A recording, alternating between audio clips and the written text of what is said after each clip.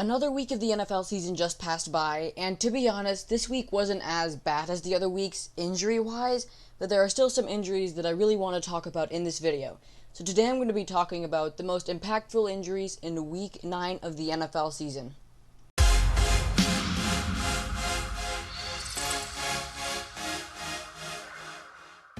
What's up everybody, it's AC Analysis, and like I said in the intro, today I'm going to be talking about the biggest injuries in week 9 of the NFL season. And I make one of these videos every week, so if you guys enjoy, make sure to check the previous one. It'll be on the top right of the screen. And by biggest injuries, I don't mean the biggest, most painful injuries, I mean the injuries that will impact their team the most. But before we get started, if you guys enjoy consistent football content, remember, liking and subscribing would be really helpful. We're on the road to 100 subs now, and we're actually almost at 75, and every sub helps. And with that being said, let's get right into the video. Actually, before we get started, it's time for the shoutout of the video. And the shoutout for this week's video is to Rahul Talk Sports. He makes some really cool NFL content, and you guys should really check him out.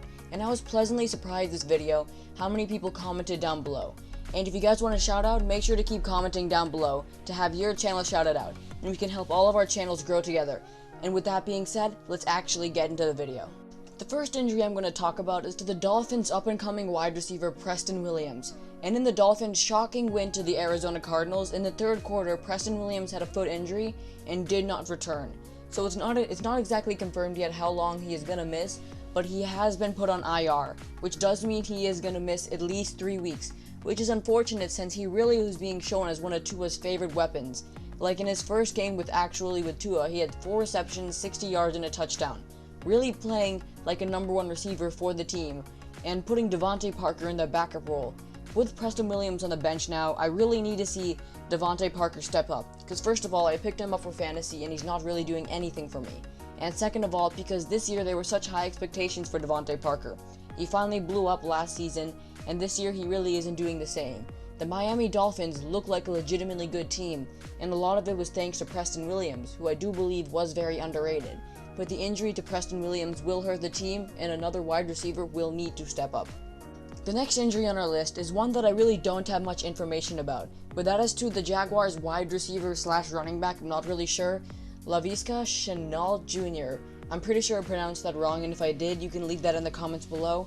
But in the first quarter, he had a hamstring injury and did not return until about the third quarter, in which he left again. And nothing has really been told about him, but if he is out, that is a little bad, because he's really came onto the scene this year. Wasn't expected to do much, but this season he has 323 receiving yards, 54 rushing yards, and making a surprising difference in the Jaguars' pretty miserable season. Will this really affect the Jaguars? Not really, since the team won't win, but I still want to put this injury in the video. The next injury on our list actually is a pretty big one, and that is to the Bears starting running back David Montgomery. And when the Bears were playing the Tennessee Titans in the fourth quarter, Montgomery had a concussion and did not return for the rest of the game. It's not confirmed yet how long until he will be back in, but he has to go through a 5-stage concussion protocol. So I'm not really sure how long until he'll be back, but I would not be surprised if he misses next week. And that's kind of bad because in 2019, Montgomery as a rookie had a very good season, 889 rushing yards, 185 receiving yards, and he was really on pace to do better this year as a good starting running back. And this season he already has 472 rushing yards, and he's been used a lot more in the pass game, with 212 receiving yards.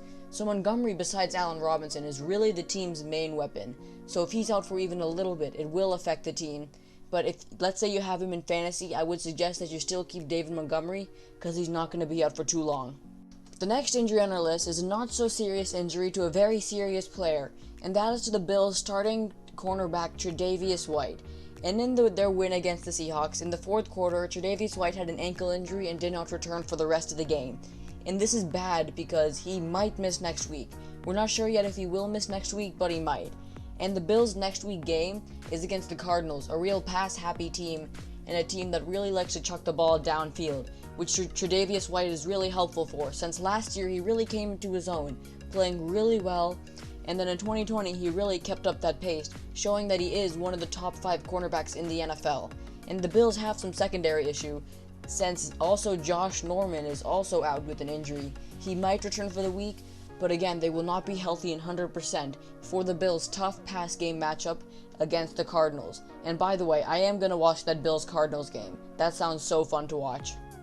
The second to last injury on our list will be to Christian McCaffrey, and I know that Christian McCaffrey just missed about 7 weeks with an injury, but now he came back and he actually put up a very great performance, and I had him on fantasy and he scored me 27 points, absolutely incredible. But then in the Panthers' last drive against the Chiefs, Christian McCaffrey suffered a rib injury, and he is doubtful to play next week. This year, Christian McCaffrey is really injury prone, and it's sad because even the week he comes back from injury, he puts up 69 rushing yards, 1 touchdown, 10 receptions, another touchdown. He is an absolute weapon, and in 2019, he had 1,400 rushing yards, 1,000 receiving yards, 4 receiving touchdowns, 15 rushing touchdowns. He played so well in 2019, and even though he's missed 7 games, he still has 225 rushing yards and 5 touchdowns and 149 receiving yards and 1 touchdown. So Christian McCaffrey is such a good player, and him being injury prone this year really does hurt the Panthers. But luckily he's not expected to miss too long, and hopefully he does not miss out on for too much time. The final injury on our list will be to defensive end Calais Campbell, and this monster of a human being was injured in the first quarter against the Colts and did not return for the rest of the game. He had a calf injury, and he's expected to miss a few weeks, but nothing more than that. And Calais Campbell is a real solidifying player on the team. Him and Yannick Ngakoue make a really good rushing core, so him being out will hurt the team, but luckily he won't be out for too long, so it's okay. With that being said, that'll wrap up this video. This has been AC Analysis talking about the most impactful injuries from Week 9 of the NFL season, and I make one of these every single week. But before we end the video, if you guys enjoy consistent football content, remember, liking and subscribing would be really helpful. We're on the road to 100 subs now, and every sub helps. And if you guys want a shout out, make sure to comment down below to have a chance of your channel being shouted out. Thank you guys so much for watching. See you next time.